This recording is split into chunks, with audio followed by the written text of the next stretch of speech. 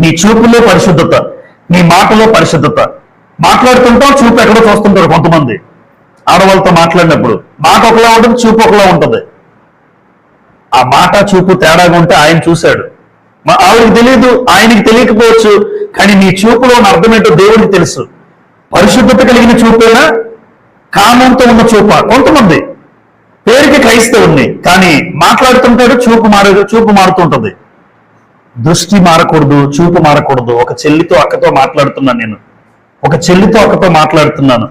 నా భార్యను మినహాయించి మిగిలిన ఏ సహోదరితో మాట్లాడినప్పుడైనా ఒక చెల్లి, అక్క, తల్లితో మాట్లాడుతున్నాను అన్న భావన కలగాలి మనసులో. అది పరిశుద్ధత కలిగిన జీవితం. భార్యనిచ్చాడు దేవుడు, పక్కన పెడదాం. మిగిలిన ఏ సహోదరితో మాట్లాడినప్పుడైనా, వయసులో పెద్దవాళ్ళైతే ఒక తల్లితో మాట్లాడుతున్నాను, వయసులో పెద్దవాళ్ళైతే ఒక అక్కతో మాట్లాడుతున్నాను, ఒక చెల్లితో మాట్లాడుతున్నాను అన్న